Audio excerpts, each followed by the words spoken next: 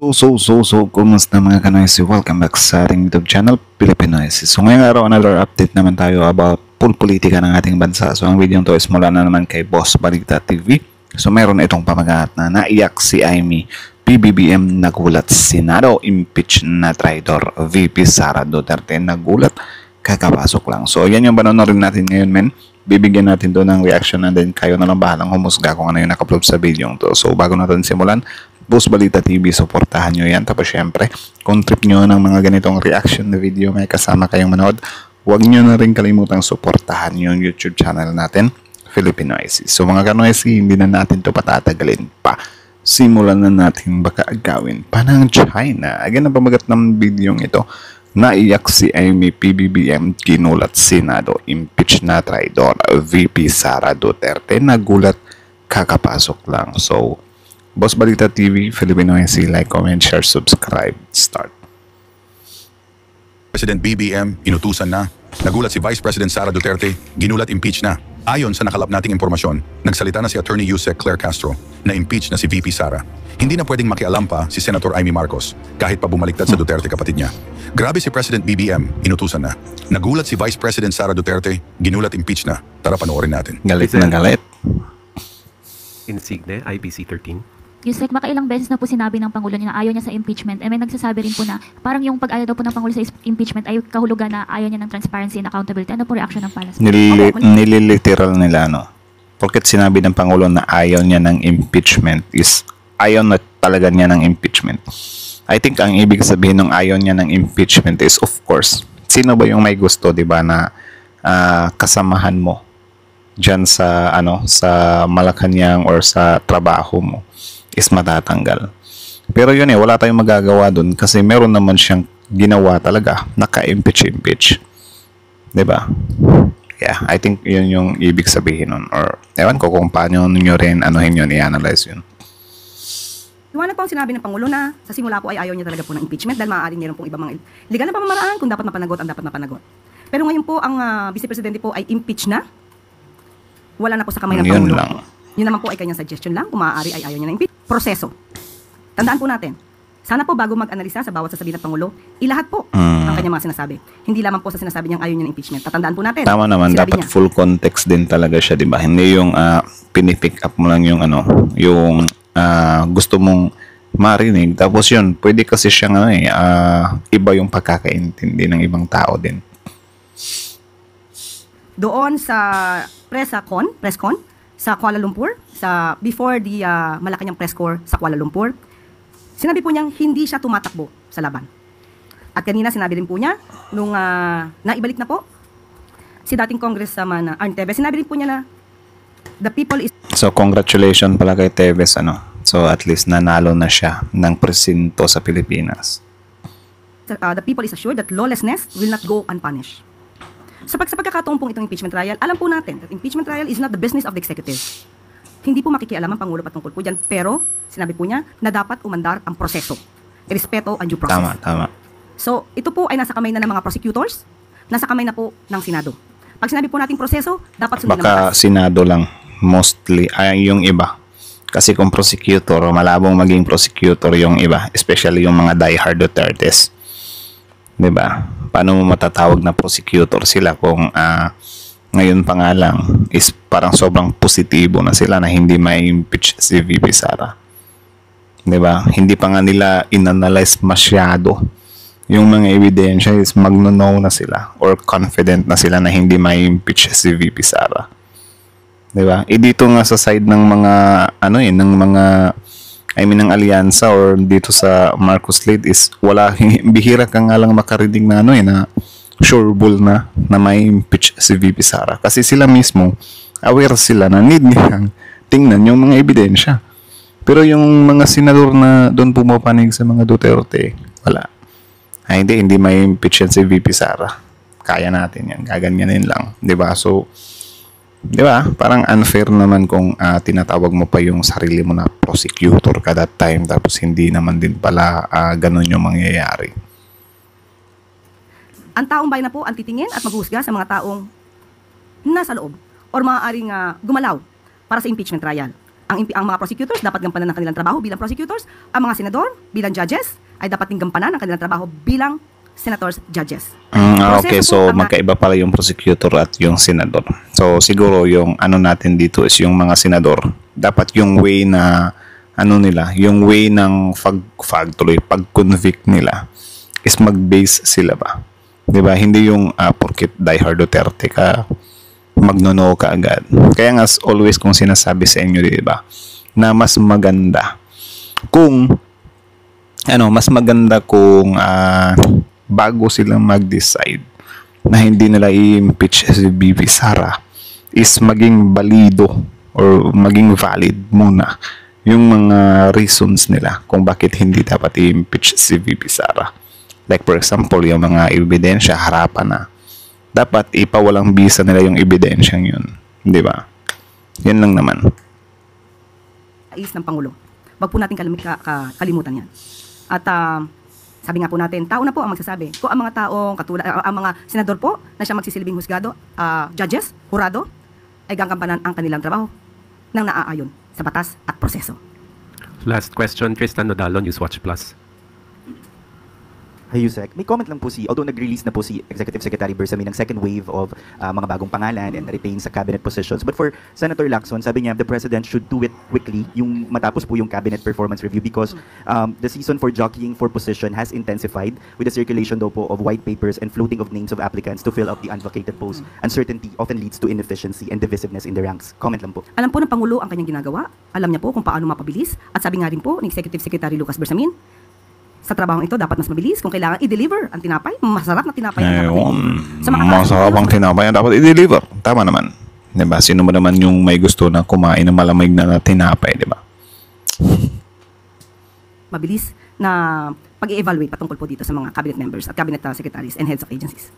Thank you, Yusek Claire. Harleen Delgado, ABS-CBN.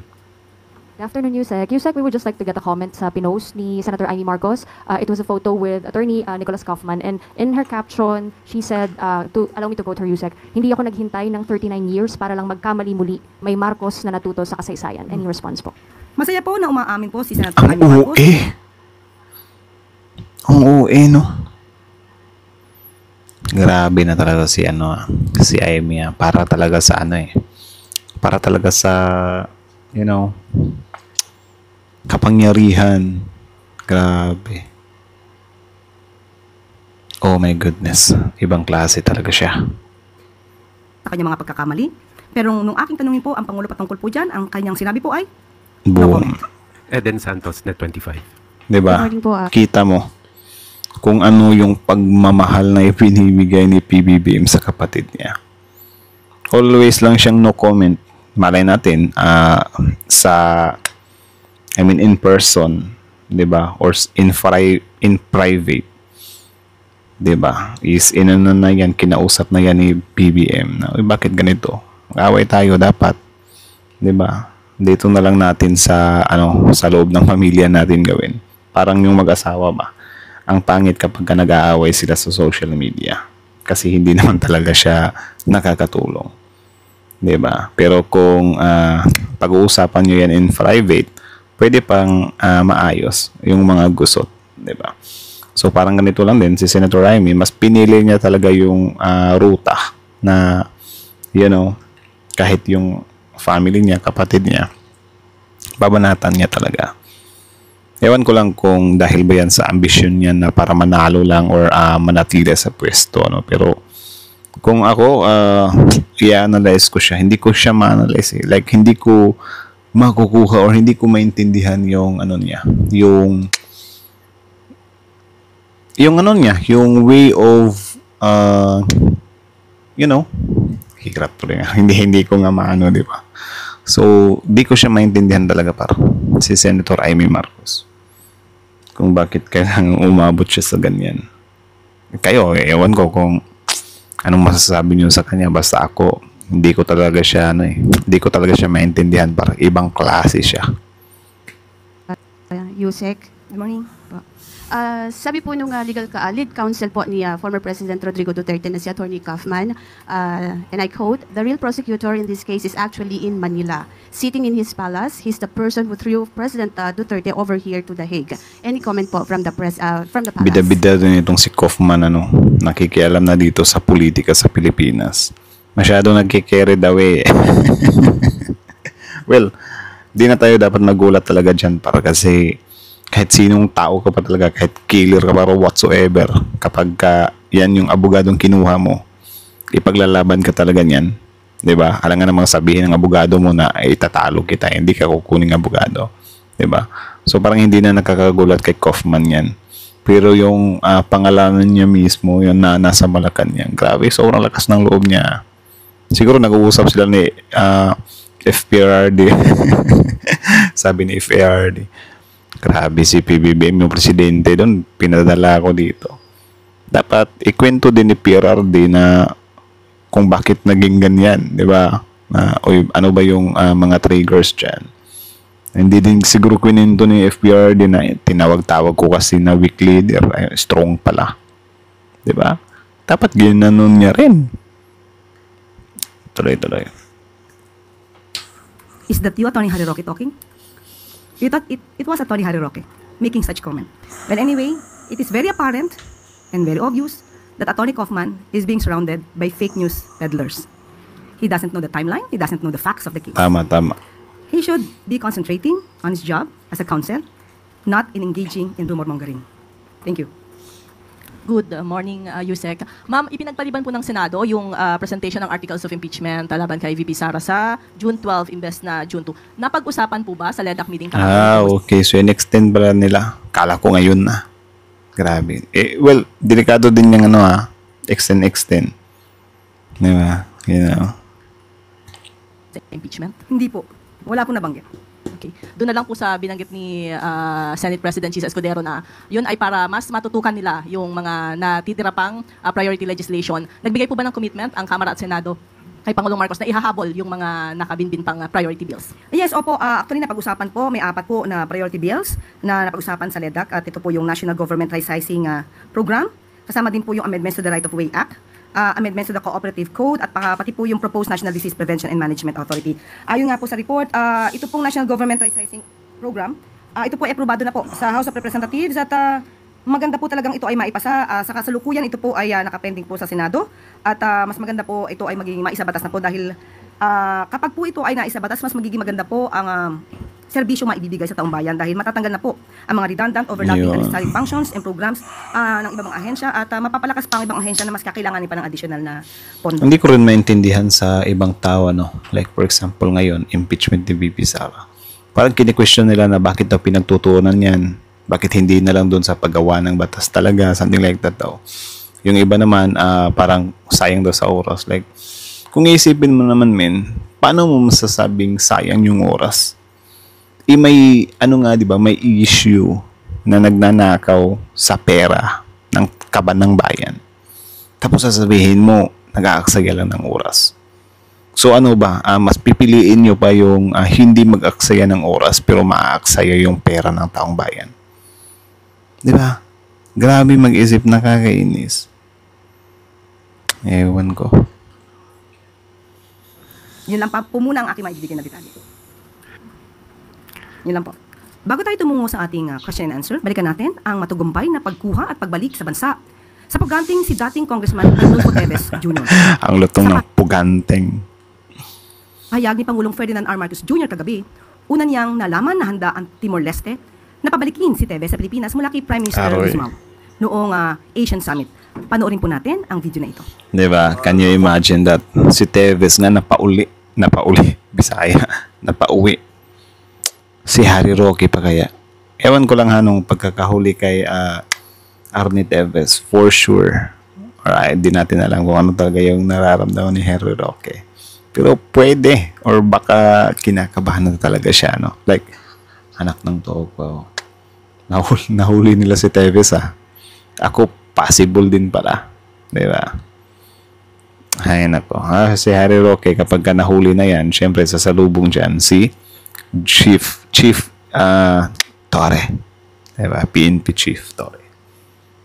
former Representative Arnie Teves, is now back in the Philippines. I was first informed of this development by Prime Minister Gusmao during the ASEAN meeting that I just returned from in Kuala Lumpur, and that Timor-Leste was ready to send Teves back to the Aroy. Philippines. So this would not have happened without the assistance of President Horta and Prime Minister Gusmao of Timor-Leste. They have been working very hard to bring this to a conclusion. As we know, the former Congressman Arnie Teves is facing charges of murder and other crimes related to the ambush killing of the former Governor Digamo. We would like also to assure all our citizens that such lawlessness will not go unpunished, and it is now time for Arnie Teves to face justice. May stress na siguro yung mga DDS dito balik. For example, sila Harry Roque, kasi biruin nyo, si PBBM, kaya niya na maghatid ng mga akusado mula Pilipinas hanggang ibang bansa. Tapos ngayon naman, may mga connection din si PBBM na yung mga akusado na nandun sa abroad, kaya niya rin pauwiin dito sa Pilipinas. So ayun, ang pinadala ni PBBM dun sa dahig, si Duterte, tapos ngayon naman si Teves, pinauwi dito sa Pilipinas. So possible pala itong kay Harry Roque at itong kay Maharlika. Diba? Just kuday. At para po bigyan tayo ng mas detalyadong kwento patungkol po dito, narito po ngayon sa ating harapan si Asek Erel Kabatbat. Nakasama po natin dito sa government team na sumunto po kay dating Congressman Teves. Maraming salamat po, Yusek Claire. Magandang umaga, Malacanang Press Corps. Bilang pagtugon sa utos nating mahal na Pangulong Ferdinand Bongbong Marcos Jr., maayos, mapayapa, at matagumpay po nating nauwi sa ating bansa ang pugante at dating Negros Oriental Representative Arnulfo Teves kanina pong madaling araw. Pero hayaan niyo po na ako magbigay ng konting kwento lamang po sa ginawa pong pagkuha po sa dating mangbabatas. Baka isisin nyo na naman kay PBBM yan, ha? Alas 10 po ng gabi nung Huwebes ay napulong po ang mga miyembro po ng extraction team. Kasama na po rito sina Asek Eliseo Cruz ng DOJ, NBI Directors Jaime Santiago at mga kinatawan po ng DOJ, Bureau of Immigration, National Bureau of Investigation at ang mga magigiting po na piloto at crew ng Philippine Air Force. 10:27 po ng gabi na-kumpirma po na pwede pong dumaan ang Philippine Air Force 142 na aeroplano sa airspace po ng Indonesia. At 11:30 po, kami po ay tumungo papuntang Cebu para isa pang key member ng ating extraction team. Dumating po kami ng alas 2:01 ng umaga sa Cebu at 3:14 po ng umaga ay lumipad naman po kami papuntang Davao para sa refueling po kasi po medyo malayo po ang Davao papuntang Timor-Leste. Pero hindi po kami kaagad nakaalis kasi 6:35 po ng AM, doon na po namin na-receive o natanggap ang clearance na makapwede pong bumaba ang ating aeroplano sa Dili, Timor-Leste. Meron na po kasing verbal agreement pero in-insist po ng ating mga piloto na dapat merong talagang nakasulat na clearance para hindi po magkagulo. So, bumiyahe po kami, 12:30 po Manila time, dumating po kami sa... Matalino din yung piloto. Sabi niya rin, dapat may clearance talaga tayo kahit na meron tayong verbal kasi baka magamit laban sa atin yan. 'Di ba? Baka iyan na naman yung butas na titingnan ng mga DDS. Nay, grabe, illegal yung pagkakakuha nyo kay di ba? So ayun, kita nyo naman si FPRD hinatid ng jet, di ba? Sobrang react sila. Tapos yun, kapag ipadala mo yun ng mga hindi gaanong kagandahan ng mga jet, baka makukomento naman yung mga DDS, grabe, hindi man lang inayos yung yung plane ni Tatay Digong, gaganyanan yan. Presidente Nicolau Lobato International Airport sa Dili, 1:11 PM po. Formal pong na-turnover sa atin si former Representative Arnie Teves. May initial na po usapan na pagdating po doon ay ibibigay sa atin kaagad si Representative Teves. Pero may konting changes lamang po. Pero sa kabila po nito, naging maayos po yung turnovers. Nagpirmahan lang po ng ilang dokumento. At nung maayos na po yung dokumento, nilabas po si former Rep Teves na nakaposas po at may nakashackle po pati mga paa niya. So pagka-turnover po sa atin, may guhit kasi po doon sa terminal. So paglabas po ng guhit, kinuha po ng ating mga kinatawan at tinanggal po yung posas at pinusasan pa rin ng mga taga-NBI. May request po si dating mambabatas Teves na kung pwede daw po ay wag na sana siyang pusasan. Kasi nga po masakit ito kanyang mga kamay. Nag-request ba? Well, pwede naman yun talaga pero syempre alam naman natin kung especially pinapahirapan mo yung mga pulis na hulihin ka, di ba? Tapos magre-request ka pa na wag akong pusasan, ay ibang usapan yun. Pero na lang siguro kung nag-voluntary surrender ka. Sir, mag-voluntary surrender ako, huwag niyo na ako pusasan. Baka yun, pagbibigyan ka pa ng pulis, pero yung nagtago ka ng ilang taon, di ba? Pakiking ka ng grabe. Nahuli ka na nga lang ng ng hindi mo kagustuhan, tapos nagde-demand ka pa o nagre-request ka pa, di ba, na huwag kang pusasan. Abay, iba din. At sinabi po rin niya na pabiro po na saan naman daw siya pupunta. Hindi naman daw siya gagawa ng anumang gulo. Pero hindi po ito pinagbigyan kasi nasa protocol pa rin po. So pagpasok po niya sa eroplano, pinaupo siya, ikinuusap po siya ni NBI Director Jaime Santiago. At pagkalipas po ng ilang minuto, ay binasahan siya ng kanyang Miranda rights ng kinatawan naman po ng NBI. So habang binabasa po yung Miranda rights, nakikinig naman po si former Rep. Teves.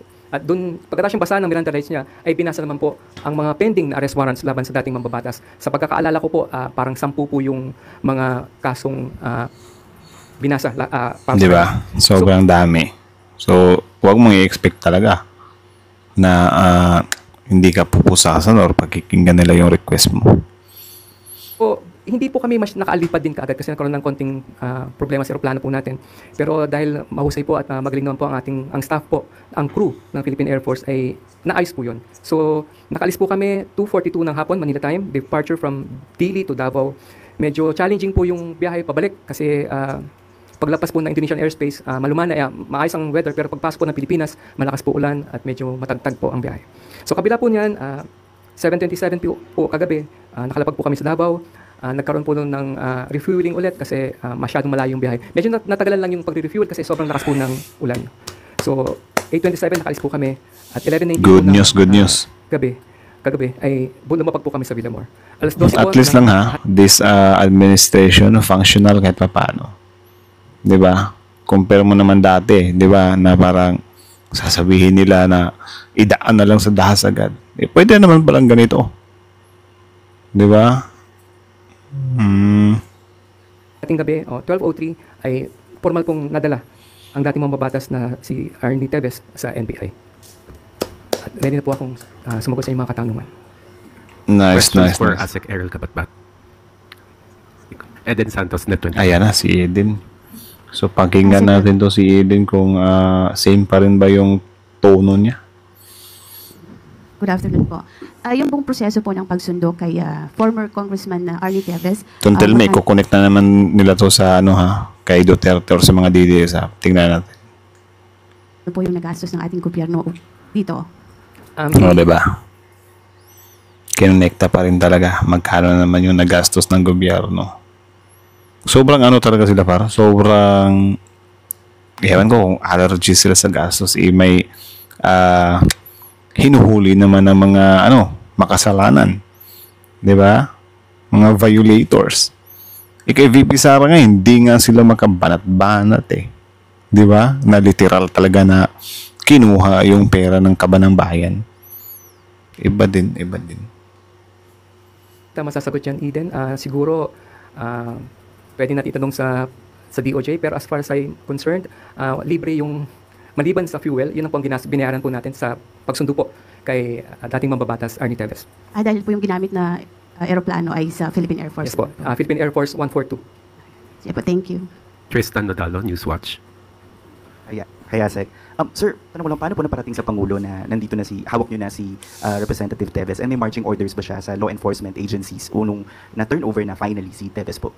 Actually, coordinate na namomonitor po ng Pangulo ang developments sa pagkuha po kay dating mambabatas Arnie Teves. Siya po ay nakaantabay sa development po. Ang alam po ko po, bago pa lang po kami mag-briefing, bago umalis, ay namomonitor po at napapaalam kay Pangulo ang nangyayari. Pagin po yung pagkuha namin o pag-turnover formally ng... Magagalit na naman sila dyan kasi binabanggit niya na naman yung Pangulo. Allergy pa naman yung mga DDS dyan. Timor-Leste Bureau of Immigration sa dating mambabatas ay na ipagbigay alam kagad sa kanya. Medyo challenging lang po kasi ang connections po sa airport. Hindi po gaya natin na malakas ang signal. Doon po ay medyo challenging po siya. Opo. Tapos nung nakarating na kami dito sa Davao pa lang, ay inabisuhan din kaagad ang ating Pangulo. The moment na nagland po yung aeroplano. Ano na lang po, sir? At least si PBBM, hindi siya bumabanat ng guilt is personal. Diba? Kapag tinatanong bakit ganito, bakit ganyan, sasabihin lang ni PBBM, may nilabag siya 'Di ba? Hindi naman pwede nating itigil yung function, 'di ba, ng mga agency na 'yan dahil sa vice president siya, kilala, kaibigan dati or whatsoever, kalyado. 'Di ba? Hindi naman ganoon nagfa-function yung batas eh. Wala namang pinipili yung batas. Though yung mahirap mayaman na term, ano naman talaga 'yun, wala tayong magagawa doon. 'Di ba? Kasi I think meron naman tayong magagawa doon. It's just yung mga nasa ano lang talaga, sistema natin, mga mukhang pera din yung iba, 'di ba? So kaya mas lalo lumalakas yung yung ang hustisya ay para lang sa mga mayayaman. Pero kung walang ganyan, makabansa lahat ng tao na nanunungkulan. Hindi aabot sa ganito eh. Sa Timor-Leste, nagkaroon ba ng paliwanagan pa on bakit po nagbago yung position nila on handling Teves? Because before talagang nag-a-avail pa po ng legal rights si Representative Teves. But this time, ba't mabilis bigla yung naging decision? Hindi po ako privy sa naging usapan, pero maaring nakatulong po ang ginawang pakikipag-ugnayan ng ating Pangulo sa Presidente at Prime Minister ng East Timor. Pero regardless po kung may naging pag-uusap man o paano man siya. So may effect yung paggala-gala ng Pangulo. Kasi may kaibigan siya eh. Hindi gaya ni FPRD dati, kinausap niya yung China. Sinabihan lang tayo na wala, sabi ng China sa akin, kera talaga to. Gumaganyan lang. So nagpadala sa takot. Nagpasindak. Si PBBM iba eh. Hindi. Kahit isang pulgada, di namin ibibigay sa inyo. Amin yan eh. Diba? Sobrang laking pagkakaiba talaga para. Bilis. Ito lang po ay natural flow ng batas. Masasabi po natin na naging matagal, frustrating to some degree, at marami pong nagagalit, marami pong naiinis. Pero hindi po ito tinantanan ng ating mga kinatawan ng DOJ, ng NBI at ng Bureau of Immigration. Sinasabi nga po natin, naging mabagal ang proseso, pero nung nabigyan po tayo ng pagkakataon para maipatupad ang ating batas, ay gilinap po natin po ito with both hands and we never let go. Nice. Any more questions? Eden Yan, Santos. si Eden na naman. Ewan ko lang, yung ASEC, ano po, Favorite talaga si Eden eh. pwede rin kayo sumagot sa tanong ko. Sabi po kasi nung anak ni Ano yun? former Congressman Teves. Any more questions? Eden Santos. Ewan ko lang, yung ASEC, ano po, kung pwede rin kayo sumagot sa tanong ko. Sabi po kasi nung anak ni former Congressman Teves ay kinidnap yung kanyang tatay, yung proseso ng pagtakip sa kanya doon sa Timor-Leste. May kanya-kanya po tayong opinion at nire-respeto po natin ang naging pahayag ng anak ni dating mambabatas Rep. Teves. Siyempre, kapamilya niya yun eh. Yun talaga yung sasabihin niya. Diba? Tingnan nyo, nangyayari ngayon sa mga DDS supporter. Tinuring nila na kapamilya nila yung mga Duterte. Kita nyo, kahit may mga mali na silang nakikita, tinotolerate nila. Diba? Ano yung mga sinasabi nila? Ano naman kung magnanakaw naman lahat ng politiko, di ba? Kita nyo yung ganyan na kinukonsinti na lang nila. Kasi wala silang magagawa eh. Idolo na nila eh. Sinasamba na nila eh. 125 million lang naman yung kay Sara, yung sa iba billion. Oh, so palalampasin mo yung 125 million. Actually, yung totoong explanation dyan, hindi naman talaga totoo yung mga pinagsasabi nyo na mas ba't ba nagbibisaya? Mas okay pa yung kay VP Sara kumpara sa iba kasi 125 million lang daw. Actually, wala naman kayong package dyan eh. Ang sa inyo lang, naghahanap lang talaga kayo ng excuse para sa sarili nyo kasi idol nyo na yung tao. Di nyo mabitaw-bitawan ba? Diba? Parang sa relasyon lang yan eh. Diba? Kung makikita mo sa relasyon, yung mga babae, hindi mo talaga makikitaan or minsan mo lang maririnig na nagsasabi sila ng masama about sa mga husbands nila. Kasi tuturing nila yan na knight and shining armor. Diba? Kasi husband nila yan eh. Diba? So, puprotektahan nila yan at all cost. Diba? Wala silang sasabihin dyan na ikasasira, especially sa ibang tao, kahit tiis na yung ibang kababaihan sa mga husbands nila. Ayun, kapag naghihiwalay na, wala, doon nagsilabasan yung baho. Diba? Kasi tinotolerate nila, husband nila yun eh. Diba? Gusto nilang baguhin or whatsoever. Pero kapag nagsipag-away na, yun, lumalabas na yung baho, wala yung kwentang ama. Pabayayan, nambubugbog yan. Diba?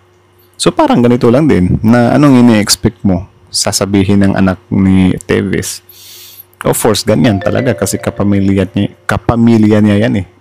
Tatay niya yan eh. Diba? Yan lang naman. Tebes. Pero ito po kasi ay pagpapatupad po ng ating batas. Tama, May mga search tama, warrant, ay, may tama, mga arrest tama. warrants po na inilabas.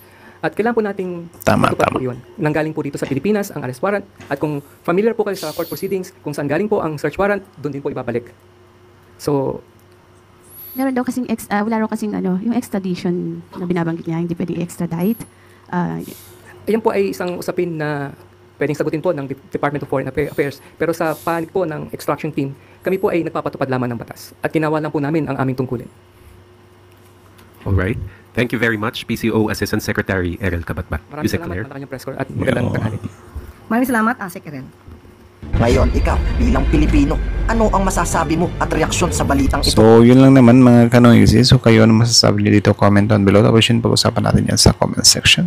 So, kita nyo naman yun, di ba? Ano talaga to si Eden, parang need niya talaga maglagay ng intriga sa dulo kasi syempre, ewan ko, di ba? Na siguro ayaw nila na ma-paint lang yung nangyaring paghuli kay Teves as nahuli na, di ba? Na parang walang takas sa batas. Ang gusto din nila, ilagyan din nila ng narrative na, or siguro, yung gusto marinig ng mga DDS, di ba? Na, oy, kidnap yan. Kasi, di na bago sa atin yan eh. Yan yung nangyayari ngayon kay FPRD, kay Harry Roque. 'Di ba? Na parang wala lang, nilalagyan lang nila ng konteksto or narrative na oy ganyan, kinidnap. 'Di ba? Oy, walang warrant.